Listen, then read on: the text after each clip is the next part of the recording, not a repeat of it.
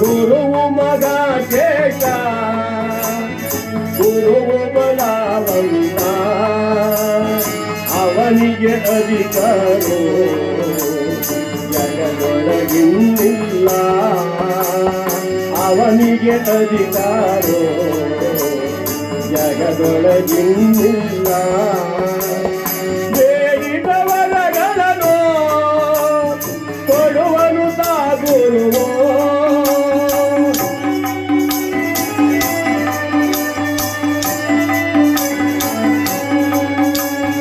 ಮಾಡಿದ ಪಾಪವನು ತೊಳೆಯುವನೋ ಗುರುವೋ ಬೇಡಿದವರಗಳನ್ನು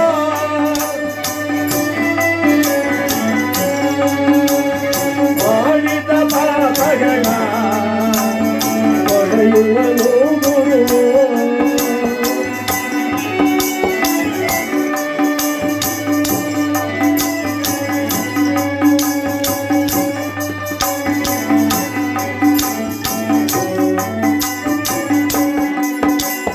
ಗುರು ಮಗ ಶೇಷ ನಮ್ಮ ಗುರು ಮಗ ಶೇಷ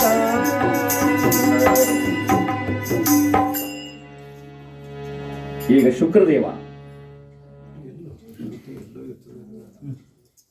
ಅವರೇ ಕಾಡು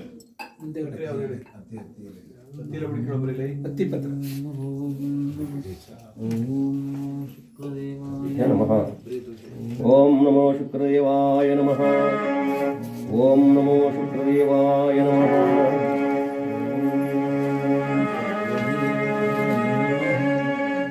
ಓಂ ಶುಕ್ರದೇವಾಯ ಅರೆ ಅರೆ ಅರೆ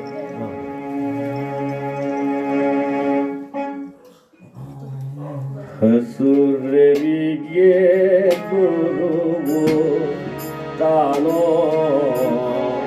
ಹಸುರರಿಗೆ ಗುರುವ ತಾನೋ ಹಸುರರಿಗೆ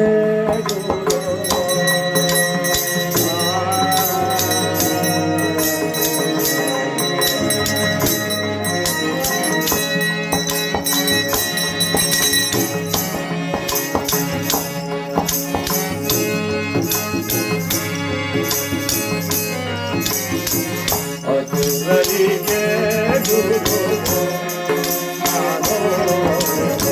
ಹಸುರರಿಗೆ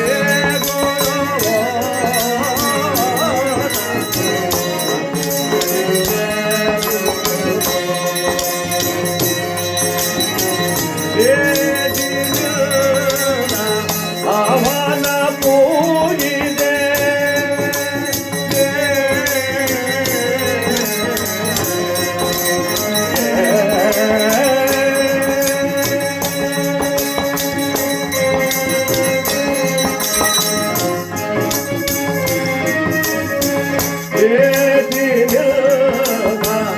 ಅವನ ಪೂಜಿದೆ ಗಾದಿಯಿಲ್ಲದೆ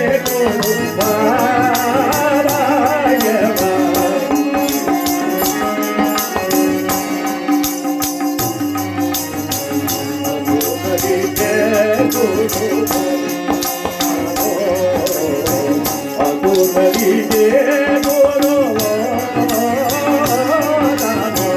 ಅದುರಿಗೆ ಗುರುವ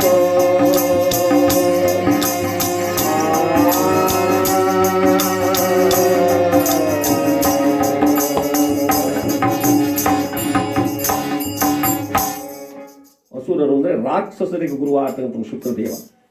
ಇವನಿಗೆ ಒಂದು ಕಣ್ಣು ಕುರುಡು, ಮಾಲ್ಗಣ್ಣು ಅಂತಾರಲ್ಲ, ಕೆಲವರು ಅಕ್ಕಣ್ಣು ಅಂತಾರೆ, ಕೆಲವರು ಇನ್ನೂ ಕಾಪತ್ರೆ ಬಂಡ್ರಗಣ್ಣ ಅಂತಾರೆ. ಆದರೆ ಈ ಶುಕ್ರದೇವನಿಗೆ ಒಂದು ಕಣ್ಣು ಕುರುಡು. ಮಹಾನುಭಾವನಾದ ಶ್ರೀಮನ್ ಮಹಾವಿಷ್ಣು ವಾಮನ ಅವತಾರದಿಂದ 3 ಹೆಜ್ಜೆ ಭೂಮಿಯನ್ನ ದಾನ ಕೇಳಕ್ ಬಂದಲ್ಲ, ಆಗ ದಾರಿ ಹರಿದು ಕೊಡುವಾಗ ಆ ಕಮಂಡಲ್ಲಿ ಹೋಗಿ ಸೇರ್ಕೊಬಿಟ್ಟಿದ್ದಂತೆ ಶುಕ್ರದೇವ. ನನ್ನ ಶಿಷ್ಯ ದಾರಿ ಹರಿದು ಕೊಟ್ಬಿಟ್ಟು ನ್ಯಾಯವಾಗಿ ಹೋಗ್ಬಿಡ್ತಾನಲ್ಲ ಅಂದ್ಬಿಟ್ಟ.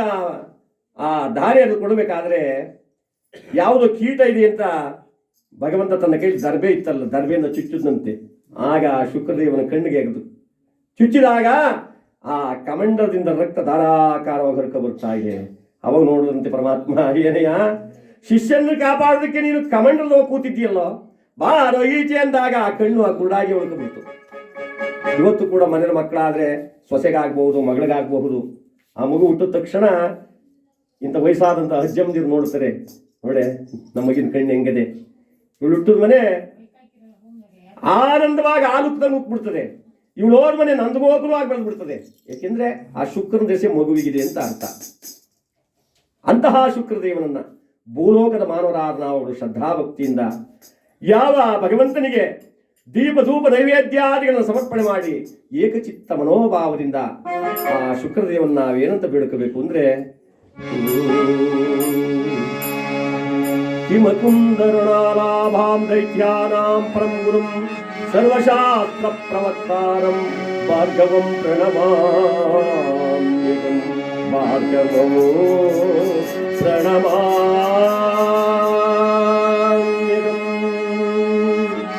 ದೇವರ ಪಾದಾರ ವೇಗದಿ ಗೋವಿಂದ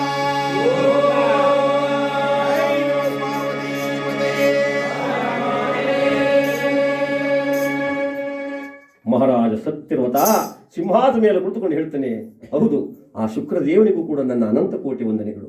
ಮುಂದಿನ ಗ್ರಹದ ವಿಚಾರವನ್ನು ಹೇಳಪ್ಪ ಸ್ವಾಮಿ. ಮುಂದಿನ ಗ್ರಹ ಅನ್ನೋದು ಅಂದ್ರೆ 7ನೇ ಗ್ರಹ ಶನೇಶ್ವರ ಸ್ವಾಮಿ. ಛಾಯಾದೇವ ಗರ್ಭ ಸಂಜಾತ ಸೂರ್ಯ ಕುಮಾರನಾಗಿ ಜಗತ್ತಿನಲ್ಲಿ ಬೆಳಗ್ತಾ ಇದ್ದಾನೆ. ಅವನ ಚರಿತ್ರೆಯನ್ನ ಹೇಳಬೇಕು ಅಂದ್ರೆ ಹೇಳ್ತೀನಿ ಕೇಳಿ ಸ್ವಾಮಿ. ಕೇಳು ರಾಜನ ಶನಿಯ ಮಹಿಮೆಯ, ಕೇಳು ರಾಜನ ಶನಿಯ ಮಹಿಮೆ, ಕೇಳುವೆನು ಮನವಿಟ್ಟು ಆಲಿಸೋ ಕಾಲ ಭೈರವ ಪೂಜೆ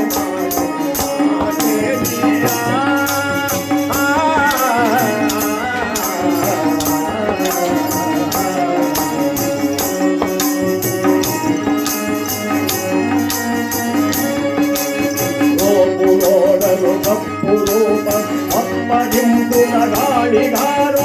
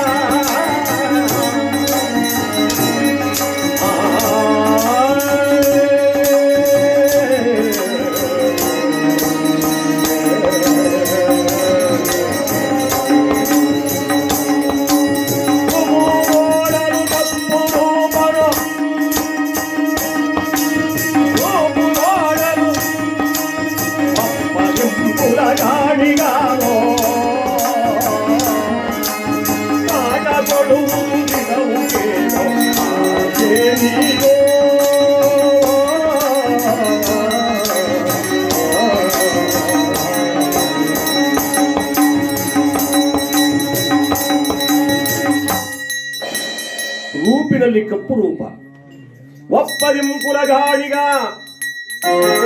ಗಾಣಿಗರವನ ಕೈಗೆ ಎಣ್ಣೆ ಬೀಜವನ್ನು ತೆಗೆದುಕೊಂಡು ಹೋಗಿ ಕೊಟ್ಟರೆ ಸಾಯಂಕಾಲದ ಹೊತ್ತಿಗೆ ನಿರ್ಮಲವಾದ ಎಣ್ಣೆಯನ್ನು ಒಂದು ಕಡೆ, ಕಶ್ಮಲವಾದ ಹಿಂಡಿಯನ್ನು ಒಂದು ಕಡೆ ಯಾವ ರೀತಿ ಬೇರ್ಪಡಿಸ್ಬಿಡ್ತಾನೋ, ಸತ್ಯವಂತನಾದ ಮನುಷ್ಯ ಪರಮಾತ್ಮನ ಕ್ರೂರ ದೃಷ್ಟಿಗೆ ಪಾತ್ರನಾಗ್ಬಿಟ್ರೆ ಅಧರ್ಮವನ್ನು ಒಡೆದೋಡಿಸಿ ಅವರನ್ನ ಪುಟಕ್ಕಿಟ್ಟ ಚಿನ್ನದಂತೆ ಅವರ ಕೀರ್ತಿ ಜಗತ್ತಿನಲ್ಲಿ ಪ್ರಕಾಶಮಾನವಾಗಿ ಬೆಳಗುವಂತೆ ಮಾಡಿಬಿಡ್ತಾನೆ ಸ್ವಾಮಿ. ಅದಕ್ಕೋಸ್ಕರ ಹೇಳಿದ್ರೆ ಒಪ್ಪದಿಂಕುಲ ಗಾಣಿಗ, ರೂಪಿನಲ್ಲಿ ಕಪ್ಪು ರೂಪ. ಶಿವನು ಕೂಡ ಇವನಿಗೆ ನಮಸ್ಕರಿಸ್ತಾನೆ. ಅಂತಹ ಮಹಾನುಭಾವ. ಇವನ ವಿಚಾರ ಇನ್ನು ಬಹಳವಾಗಿದೆ ಸ್ವಾಮಿ. ಹುಟ್ಟಿದ ತಕ್ಷಣ ತಂದೆಯಾದ ಸೂರ್ಯದೇವ ಪುತ್ರ ಪ್ರೇಮದಿಂದ ಇವನನ್ನು ನೋಡೋದಕ್ಕೆ ಬಂದ. ರಥಾರೂಢನಾಗಿ ಸಪ್ತಾಶ್ವಗಳನ್ನು ರಥಕ್ಕೆ ಕಟ್ಟಿಕೊಂಡು ಅರುಣನನ್ನ ಸಾರಥಿಯನ್ನಾಗಿ ಮಾಡಿಕೊಂಡು ಆಗ ತಾನೇ ಛಾಯಾದೇವಿ ಆ ಮಗುವನ್ನು ಮರದಲ್ಲಿ ಎತ್ತು ಮಲಗಿಸಿದ್ದಾಳೆ. ಸೂರ್ಯದೇವ ಇನ್ನೇನು ರಥವನ್ನು ಬಿಟ್ಟು ಕೆಳಗಿಳಿಯಬೇಕಂತೆ.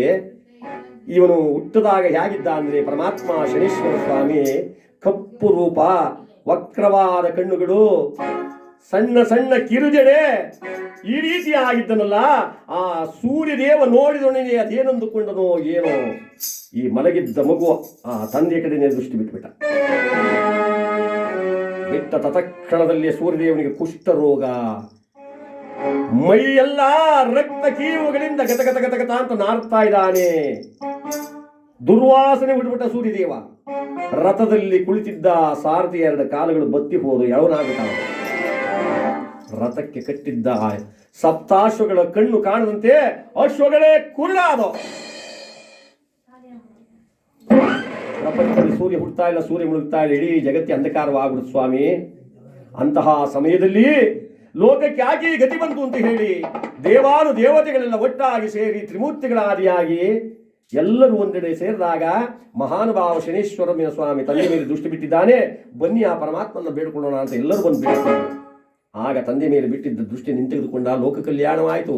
ಜಗತ್ತಿನಲ್ಲಿ ಸೂರ್ಯ ಹುಟ್ಟಿ ಸೂರ್ಯ ಮುಳುಗಲಾರಂಭಿಸಿದ ಅಂತ ಮಹಾನುಭಾವ ಸ್ವಾಮಿ ಇವನು ಸಾಮಾನ್ಯದವನಲ್ಲ ಅಂತ ಆ ಪಶುಪತಾಶಾಸ್ತ್ರಿಗಳು ಮಹಾರಾಜ ಸತ್ಯವ್ರತನಿಗೆ ಹೇಳ್ತಾ ಇದ್ರೆ, ನ್ಯಾಯ ನೀತಿ ಸತ್ಯ ಧರ್ಮವೆಲ್ಲವನ್ನ ಅವಲೋಕನ ಮಾಡ್ತಕ್ಕಂಥ ಒಬ್ಬ ಧರ್ಮಪ್ರಭು ಇದೆಲ್ಲವನ್ನ ಕೇಳಿಕೊಂಡ. ಹುಟ್ಟಿದ ತಕ್ಷಣ ತಂದೆ ತಾಯಿಗಳಿಗೆ ಕಷ್ಟ ಕೊಟ್ಬಿಟ್ನ ಇವನು.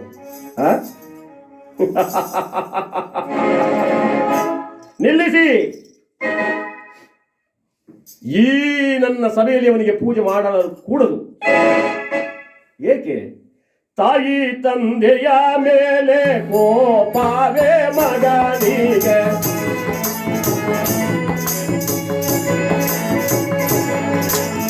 ಆಗ ತಿಳಿಯದು ಎನಗೆ ಮನವೋ ನೊಯ್ಯುವುದು. ಅಯ್ಯ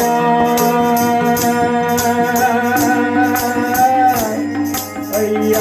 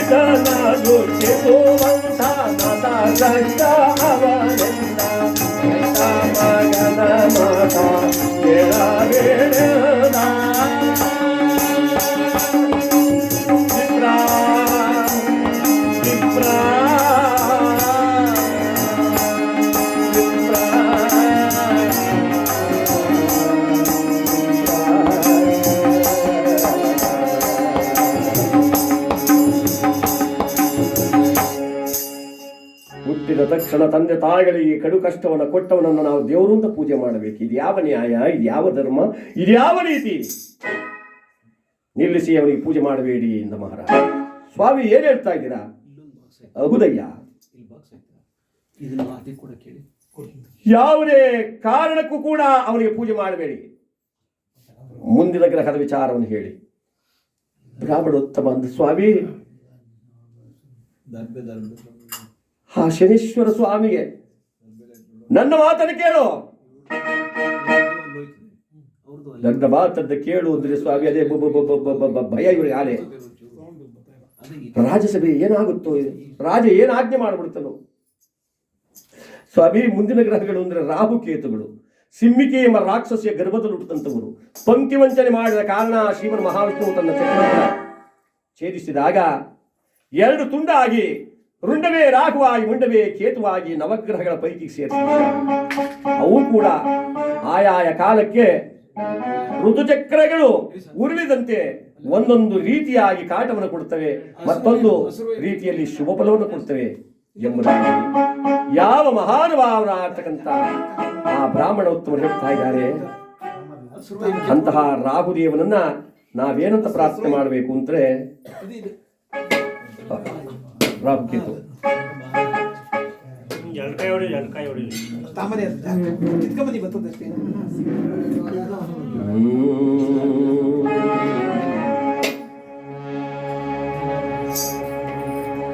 ಅರ್ಧಕಾಯ ಮಹಾವೀರ್ಯ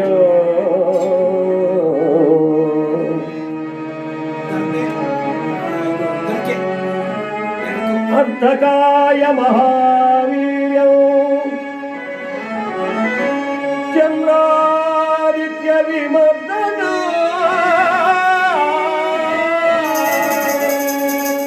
ಸಮ್ರಾಟುವೆ ಪ್ರಣಮ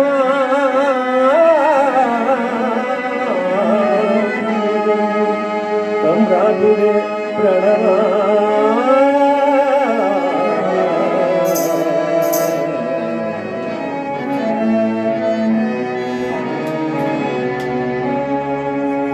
ರಾಘುದೇವರ ಪಾದಕ್ಕೆ ಗೋವಿಂದ, ನವಗ್ರಹಗಳ ಪಾದಕ್ಕೆ ಗೋವಿಂದ, ಗೋವಿಂದ ಅನ್ನೋರಿಗೆಲ್ಲ ಸನ್ಮಾನಗಳುಂಟು ಮಾಡುವುದು ಗೋವಿಂದ, ಶನಿದೇವರ ಪಾದಕ್ಕೆ ಗೋವಿಂದ, ಗುಡ್ಡದ ರಂಗನಾಥ ಸ್ವಾಮಿಯ ಪಾದಕ್ಕೆ ಜೈ. ಹಲೋ ಹಲೋ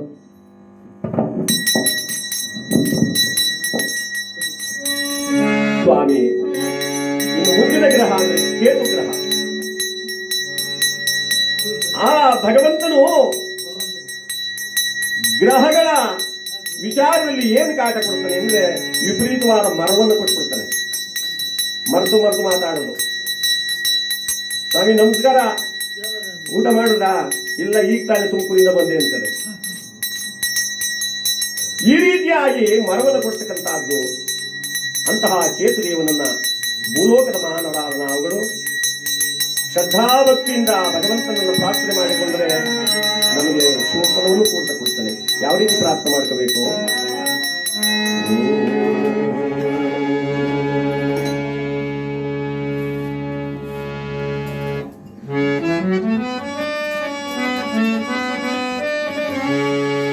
ಫಲಪುಷ್ಪ ಸಂಕಾಶೋ ತಾರಕಾಗ್ರಗಮಸ್ತಕೋ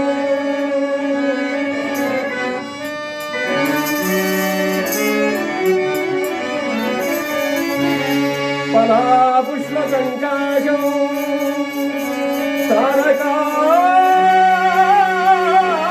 ತಾರಕಾಗ್ರಗಮಸ್ತಕಂ ರೌದ್ರಂ ರೌದ್ರಾತ್ಮಕಂ ತಂ ಕೇತುವೇ ಪ್ರಣಮ.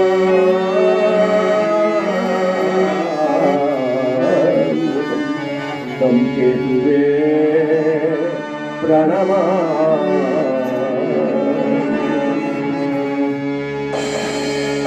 ಕೇತುದೇವರ ಪಾದಕ್ಕೆ ಗೋವಿಂದ.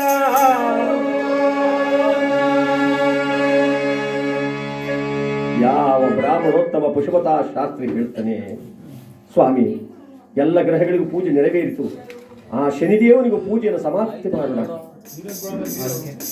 ಸಾಧ್ಯವಿಲ್ಲ. ಹುಟ್ಟಿದ ತಕ್ಷಣ ತಂದೆ ತಾಯಿಗಳ ಅತಿಯಾದ ಕಡು ಕಷ್ಟವನ್ನು ಕೊಟ್ಟವನನ್ನ ನಾನು ದೇವರು ಅಂತ ಪೂಜೆ ಮಾಡಲಾರೆ. ಅವನಂತಹ ದೈವವೇ ಆದರೆ ಬರಲಿ ನನ್ನ ಎದುರಿಗೆ. ಬರಲಿ ನನ್ನ ಎದುರಿಗೆ ಅಂದರೆ ಪರೀಕ್ಷೆ ಮಾಡಬೇಡಿ ಸ್ವಾಮಿ.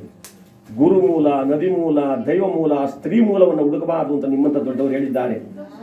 ದಯಮಾಡಿ ನನ್ನ ಮಾತನ್ನು ಕೇಳಿ ಆ ಪರಮಾತ್ಮನನ್ನ ಮಾತ್ರ ಪರೀಕ್ಷೆ ಹುಡುಕಬೇಡಿ. ಅವನಿಲ್ಲದ ಜಾಗವಿಲ್ಲ, ಅವನಿಲ್ಲದ ಸ್ಥಳವಿಲ್ಲ, ಅವನಿಲ್ಲದ ನೆಲೆ ಎಲ್ಲಿಯೂ ಇಲ್ಲವೇ ಇಲ್ಲ. ಎಲ್ಲೆಲ್ಲೂ ಇದ್ದಾನೆ. ಈ ಕಡೆಗೆ ಹೋದ್ರೆ ಮುನೇಶ್ವರ, ಆ ಕಡೆಗೆ ಹೋದ್ರೆ ಶನೇಶ್ವರ, ಅಲ್ಲೋದ್ರೆ ಇನ್ನೊಬ್ಬ. ಯಾವ ಕೋಟೆ ಕೊತ್ತಲಗಳಲ್ಲಿ, ಗುಡಿ ಗೋಪುರಗಳಲ್ಲಿ, ಹಳ್ಳ ಕೊಳ್ಳ, ಬೆಟ್ಟ ಗುಡ್ಡ ಎಲ್ಲೆಲ್ಲಿಯೂ ಅವನ ಅವತಾರವಾಗಿದೆ. ಈ ಕಲಿಯುಗದಲ್ಲಿ ದುಷ್ಟನ್ನು ಮಟ್ಟ ಹಾಕುವುದಕ್ಕೋಸ್ಕರ ಆ ಭಗವಂತ ಅಲ್ಲಲ್ಲೇ ಅವತಾರವನ್ನು ಮಾಡಿ ಕುರುಹನ್ನು ತೋರಿಸ್ತಾ ಇದ್ದಾನೆ.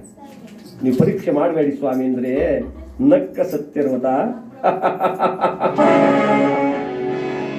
ರಾವಣೋತ್ತಮರೇ, ನೀವು ನನಗೆ ಬೆದರಿಕೆ ಆಗ್ತಾ ಇದ್ದೀರಾ? ಹಾಗಾದ್ರೆ ಕರೆ ನೋಡೋಣ, ಅವನು ಬರಲಿ ನನ್ನ ಎದುರಿಗೆ. ಬೇಡಿ ಸ್ವಾಮಿ, ನಿಮ್ಮ ಮನೆಯ ಉಪ್ಪನ್ನು ಉಂಡಿದ್ದೀನಿ, ನಿಮಗೆ ಅನ್ಯಾಯವಾಗುವುದನ್ನು ನಾನು ಸಹಿಸಲಾರೆ. ಅವನೆಲ್ಲೆಲ್ಲಿಯೂ ಇದ್ದಾನೆ ಅಂದ ಮೇಲೆ ಅಣುರೇಣು ದುರ್ಗಾಶ ಪ್ರವೇರಿಗಾದಿ ಬ್ರಹ್ಮ ಪರ್ಯಂತರವನ್ನು ಅಡಕವಾಗಿದ್ದಾನೆ. ಪರೀಕ್ಷೆ ಬಿಡಬೇಡಿ, ಕೈ ಮುಗಿತೀನಿ ನಿಮಗೆ. ಪೂಜೆಯನ್ನು ಮಾಡಬೇಡಿ. ಸಾಧ್ಯವಿಲ್ಲ. ತೋರಿಸು ಶನಿದೇವರನ್ನ. ಒಂದು ವೇಳೆ ನೀನು ಕರೆದಾಗ ಅವನೇನಾದ್ರು ಬರಲಿಲ್ಲ ಅಂದ್ರೆ ಇದೋ ಈ ಖಡ್ಗದಿಂದ ನಿನ್ನನ್ನು ಈ ನನ್ನ ಸಭೆಯಲ್ಲಿ ಶಿರಚ್ಛೇದನ ಎಚ್ಚರ. ಬ್ರಾಹ್ಮಣೋತ್ತಮನ ಕಂಡಿದ್ದ ಕಣ್ಣೀರು ಪಳ ಪಳ ಪಳ ಪಳ ಪಳ ಪಳ ಪಳ್ಳು ಬರ್ತಾ ಇದೆ. ದೇವ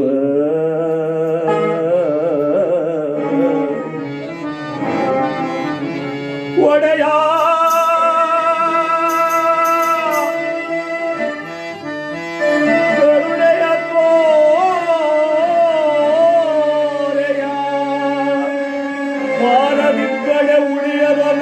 ಈ ಪ್ರಾಣ ಬಾರಯ್ಯ ದೇವಾ.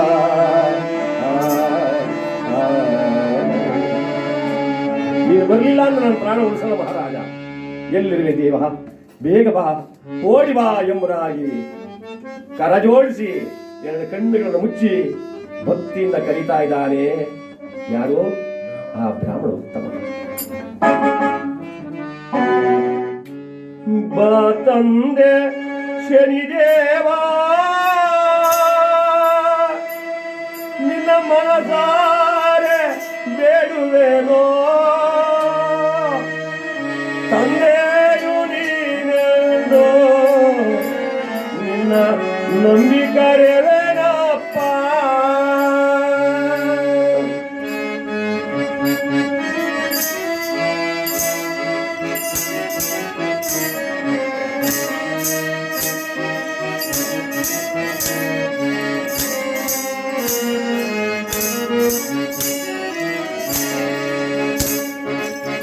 ತಂದೆ ಶನಿದೇವ, ನಿನ್ನ ಮನಸಾರ ಕೂಗುವೆನೋ.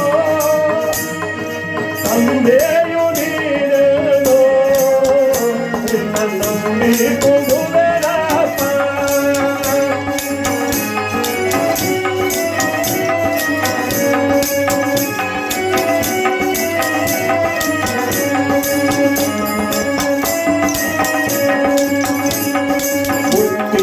ಕೂಡಲೇ ತಂದೆಗೆ ಕಷ್ಟವ,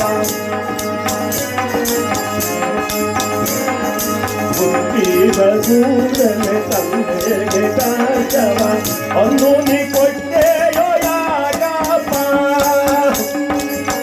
ಪರಮಾತ್ಮ ಶ್ರೀರಾಜ ದೇವಾ,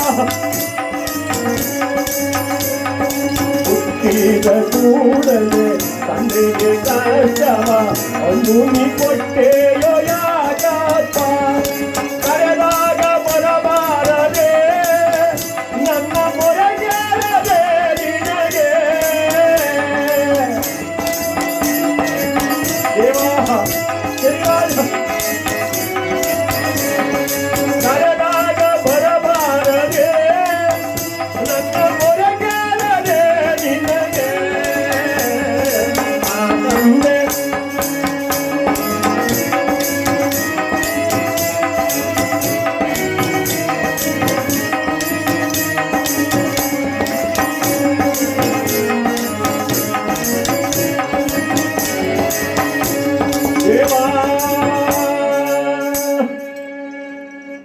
ಹೇ ಮಹಾನುಭಾವ, ಅನಾಥ ರಕ್ಷಕ, ಆಪದ್ಬಂಧು, ಭಕ್ತವತ್ಸಲ, ಕರುಣಾಸಾಗರ, ಕಾಕಾವಾಹನ, ನೀಲವರ್ಣ, ಹೇ ಯಮನಗ್ರಜನೇ, ಎಲ್ಲಿರುವೆಯಪ್ಪ? ನೀ ಬರದಿದ್ದರೆ ನನ್ನ ಪ್ರಾಣ ಉಳಿಯದು. ಬೇಗ ಬಾ, ಓಡಿ ಬಾ ಎಂಬುದಾಗಿ ಎರಡು ಕೈಗಳನ್ನು ಜೋಡಿಸಿ ಕಣ್ಣಲ್ಲಿ ಕಣ್ಣೀರನ್ನು ಹರಿಸುತ್ತಾ ಕೂಗಿದನಂತೆ. ಈ ಬ್ರಾಹ್ಮಣೋತ್ತಮನ ಕೂಗೆ ಆ ಭಗವಂತನ ಋತುಕಮಲಕ್ಕೆ ಮುಟ್ಟುಬಿಡ್ತು, ಅಥವಾ ಈ ರಾಜನಾಡಿನ ನಿಂದನ ವಾಣಿಯ ಭಗವಂತನ ಕಿವಿಗೆ ತಟ್ಟಿಬಿಡ್ತು. ಕಾಗೆ ಕಟ್ಟಿದ ತೇರಿನಲ್ಲಿ ಅಂತರಿಕ್ಷದಲ್ಲಿ ತಾರಾ ಮಂಡಲದಿಂದ ಬರುತ್ತಿದ್ದ ಮಹಾನುಭಾವನ ಆ ಶನೇಶ್ವರನಿಗೆ ಶಬ್ದ ಕೇಳಿಸಿತಂತೆ. ಗಗನ ಮಾರ್ಗದಲ್ಲಿ ಬರುತ್ತ ಶನಿ ರಾಜ ಕೇಳಿದ ನೀ ಮಾತಾ,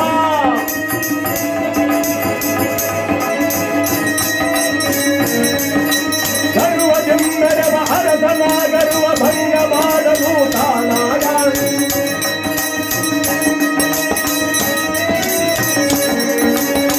ರಥವನ್ನು ತಿರುಗಿಸುತ್ತ ಬೇಗ ಬಂದನು ಶನಿದೇವ.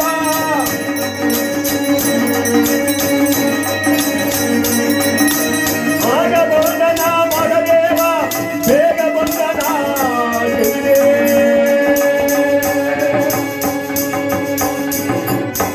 ಕಾಳಿಂಗ ಪಟ್ಟಣದ ಕಡೆ ರಥವನ್ನು ದಿಢೀರನ್ನು ತಿರುಗಿಸಿದ. ರಥವಿಳಿಯಿತಂತೆ ಒಂದು ಕೋಟಿ ಸಿಡಿಲು ಹೊಡೆದು ಎಷ್ಟು ಶಬ್ದವಾಗುತ್ತೋ ಅಷ್ಟು.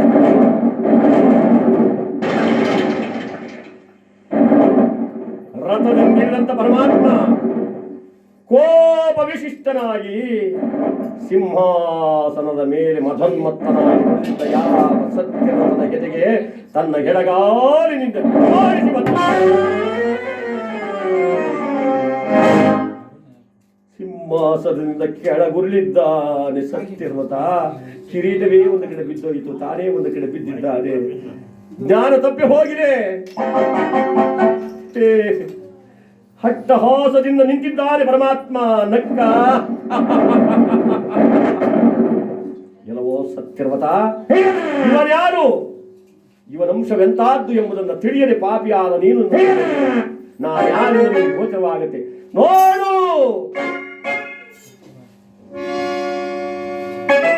ಸಭೆಯೆಲ್ಲ ಹಲ್ಲೋಲ ಕಲ್ಲೋಲವಾಗೋಗಿದೆ. ಅವನ ಕ್ರೂರವಾದ ಆರ್ಭಟಕ್ಕೆ ಚೆಲ್ಲಾಡಿದೆ.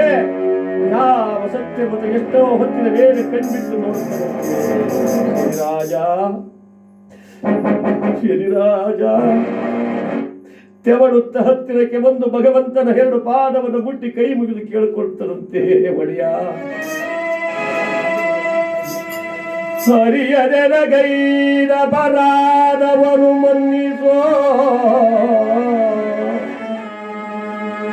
ದೇವಾ.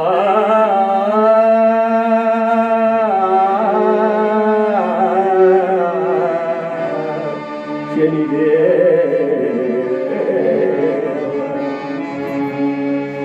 ಎರಗುವೆನು ನಿನ್ನ ಚರಣ ಕಮಲಕ್ಕೆ ಒಡೆಯ.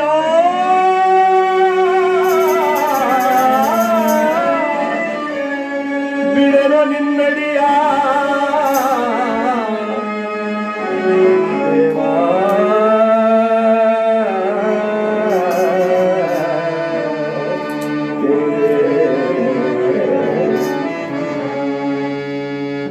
ಕಾಪಾಡುತ್ತಂತೆ. ಮಾಡಿದ ಅಪರಾಧಗಳು ಏನೇ ಇದ್ದರೂ ಮನ್ನಿಸು, ನನ್ನನ್ನು ಕಾಪಾಡು. ಪಾಪಿ, ಈಗ ಕಾಪಾಡುವುದಿಲ್ಲ. ಮುಂದೆ ನೋಡು, ಮಕ್ಕಳು ತಪ್ಪು ಮಾಡಿದ್ದೆ. ಆದರೆ ಎಂತ ತಂದೆ ತಾಯಿಗಳು ಮಕ್ಕಳನ್ನ ಹೊರಕ್ಕೆ ನುಗ್ತಾರೆ ಸ್ವಾಮಿ ಮನೆಯಿಂದ. ಜಗತ್ತಿಗೆ ನೀನೊಬ್ಬ ತಂದೆಯಲ್ಲವೇ? ನಾವೆಲ್ಲರೂ ನಿನಗೆ ಮಕ್ಕಳ ಸಮಾನವಲ್ಲವೇ? ಕೃಪೆ ಮಾಡು, ದಯತೋರು ಈ ಕಡು ಪಾಪಿಯ ಮೇಲೆ. ಇಲ್ಲ, ನಿನ್ನ ನೀಗ ಮನ್ನಿಸುವುದಿಲ್ಲ. ಮನುಷ್ಯನಿಗೆ ರಾಜ್ಯಮದ, ಯೌವನಮದ, ರಕ್ತಮದ, ಹಣಮದ, ಎಲ್ಲದಕ್ಕಿಂತಲೂ ನಿನಗೆ ರಾಜ್ಯಮದ.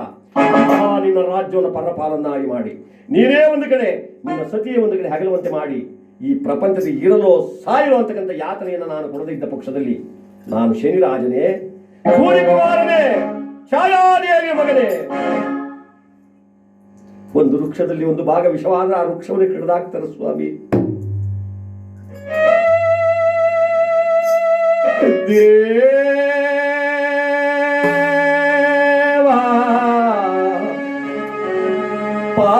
ಪಾಮರನೋಳು ಕೃಪೆಯ. ಶನಿದೇವಾ ಪಾಮರನೋಳು ಕೃಪೆಯ. ದೇವಾ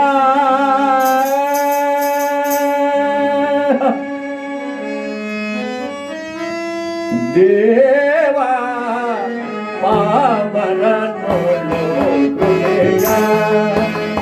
ದೇವಾ ಪಾಮರನೋಳು ಕೃಪೆಯ. ದೇವಾ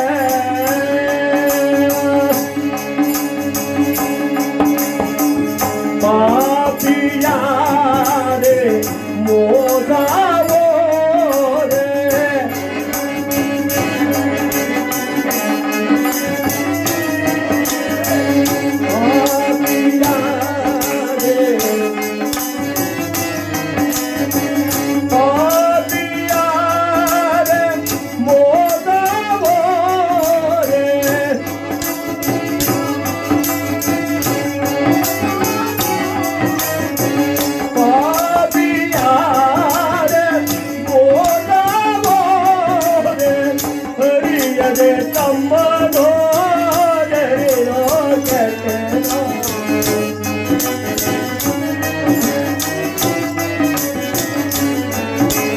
ದೇವಾ ಪಾಮರನೋಡು ಜಯ ಜಯ ದೇವಾ ಪಾಮರನೋಡು ಜಯ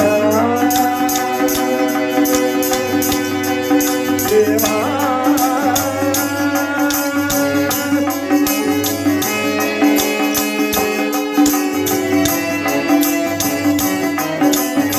ಪರಮಾತ್ಮ ಜಯ ದೇವಾ